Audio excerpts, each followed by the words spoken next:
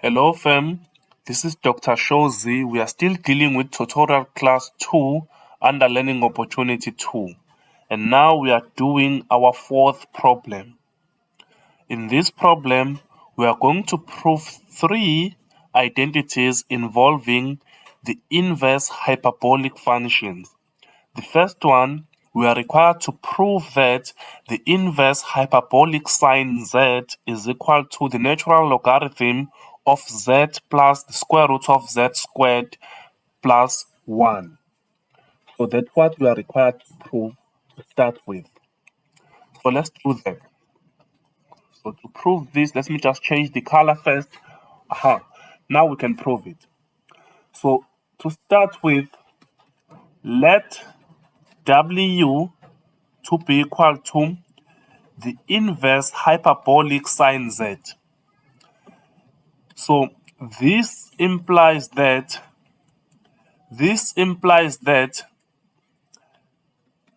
the hyperbolic sine W is equal to z. So that's what we have. That's what's implied by this. What does this mean? This means that e to exponent W minus e to exponent negative W all over 2 is equal to z. And this means that if we multiply by 2 on both sides, we're going to have e to exponent W minus e to exponent minus W equal to 2z. So that's what we have. And now, what we are going to do, we are going to multiply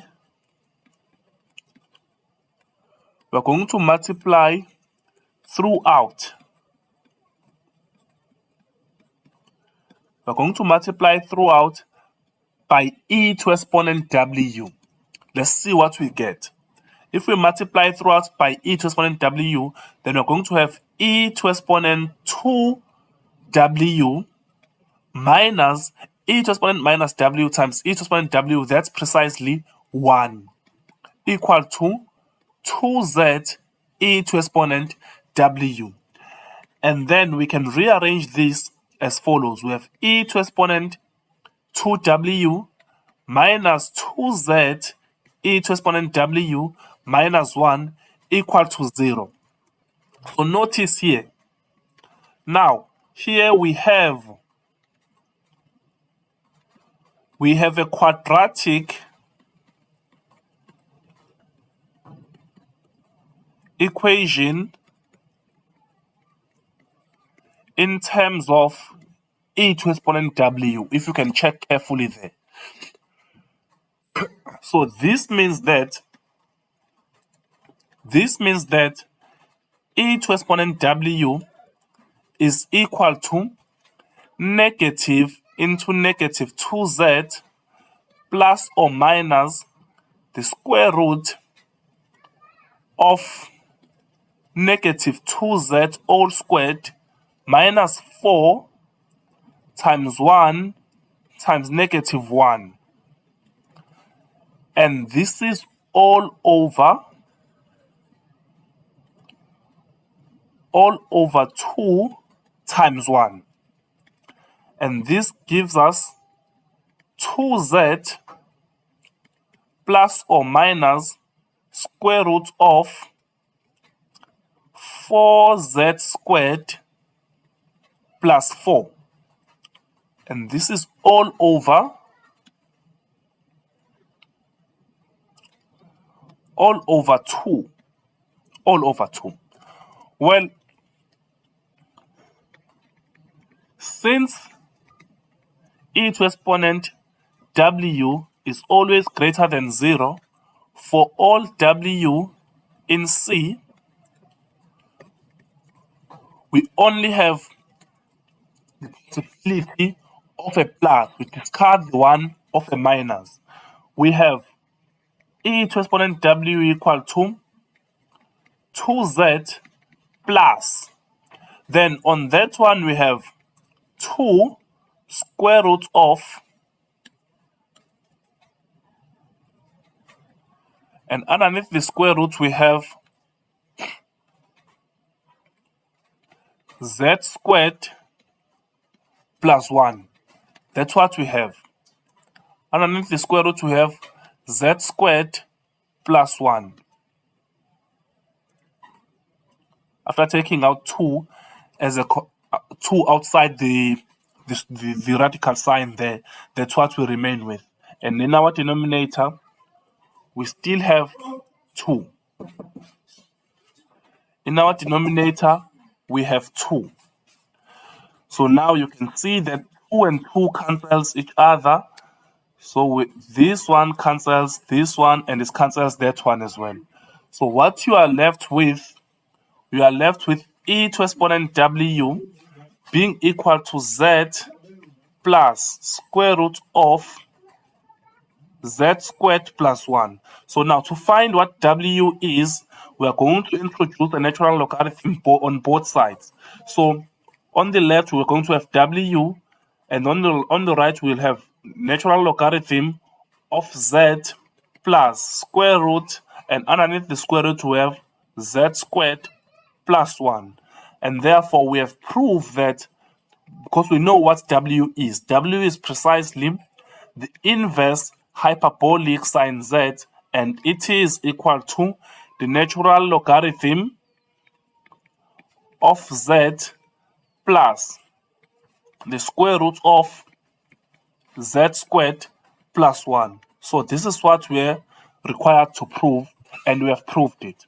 So now let's move to the next problem. This one is more or less the same thing, but here we are required to show that the inverse hyperbolic cosine of z is equal to the natural logarithm of z plus the square root, and underneath the square root we have z squared minus 1.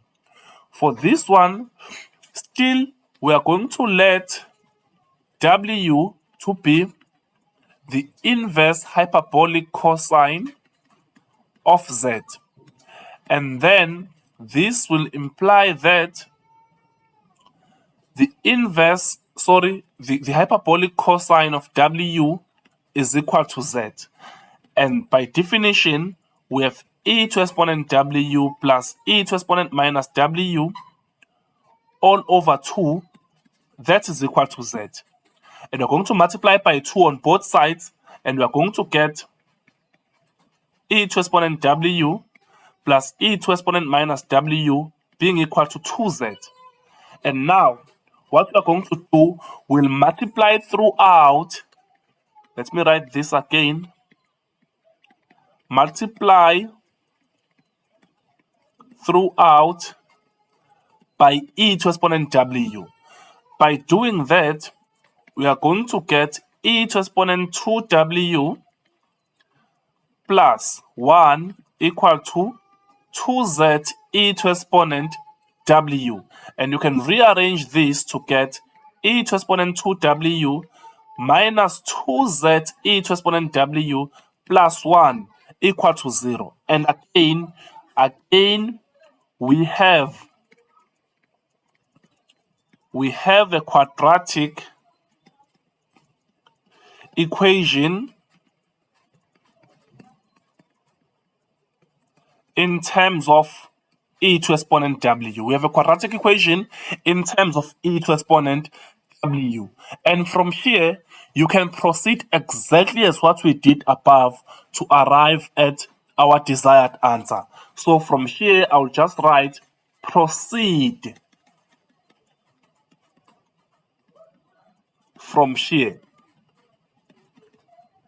Now we are just following the same procedure as the one that we did above, and we are going to arrive at the answer which says hyperbolic cosine of z, the inverse hyperbolic cosine of z is equal to the natural logarithm of z plus square root of z squared minus 1.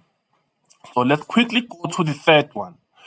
The third one says we are required to prove that the inverse hyperbolic tangent of z is equal to 1 over 2 times the natural logarithm of 1 plus z all over 1 minus z. So let's focus on that. It's not that different from what we did above. We are still going to let W to be equal to the inverse hyperbolic tangent of Z. And from here, we have that the hyperbolic tangent of W is equal to Z. And this implies that, remember, the hyperbolic tangent is the same as the hyperbolic sine over hyperbolic cosine.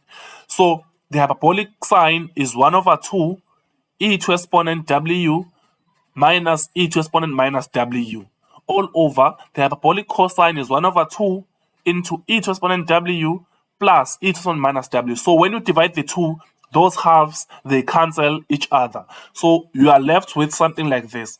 We have e to exponent W minus e to exponent minus W all over e to exponent W plus e to exponent minus W. And this is equal to Z. So from here, I'm going to multiply on both sides by the denominator on the left-hand side. By doing that, I'm going to have e to exponent W minus e to exponent minus W being equal to Z e to exponent W plus Z e to exponent minus W. See what I did there? Now I'm going to try and solve for W. I will try and solve for W here. I'm going to try and solve for W here and see what we are going to get. Right. So now, what we are going to do now, everything, I'm going to take everything with e to exponent W to go on one side and everything with e to exponent minus W to go to the other side. So by doing that, I will have e to exponent W minus Z e to exponent W to be equal to e to exponent minus W because it goes to the other side plus Z e to exponent minus W. So that's what we have now. So now, on my left-hand side, I will simply take out the common factor there. I will have 1 minus Z e to exponent W. That's what I have on the left-hand side. On the right-hand side, I will have 1 plus Z e to exponent minus W. Now, from where I am, I will just multiply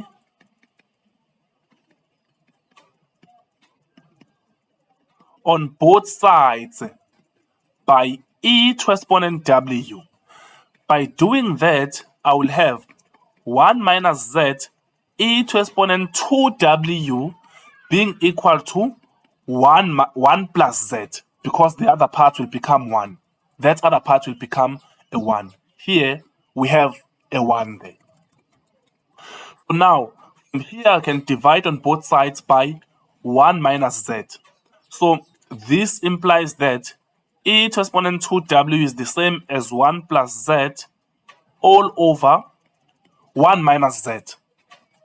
And now, I'm in the right position to introduce the natural logarithm now.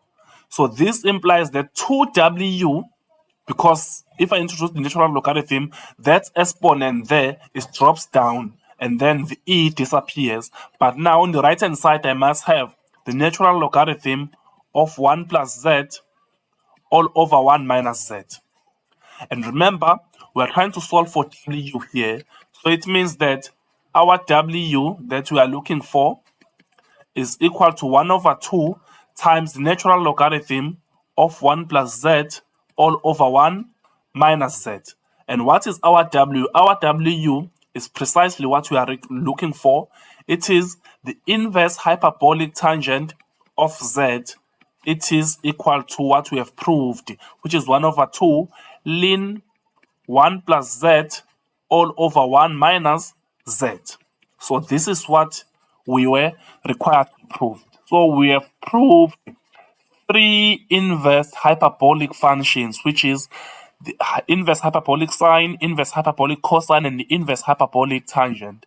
And the inverse hyperbolic sine and the inverse hyperbolic cosine, their proofs are almost the same. That's why I didn't even finish the one for the inverse hyperbolic cosine. So you can proceed yourselves from that one. So this is what we are This was the purpose of this video, is to prove identities involving the inverse hyperbolic functions. Thank you. We are going to meet again on the next video.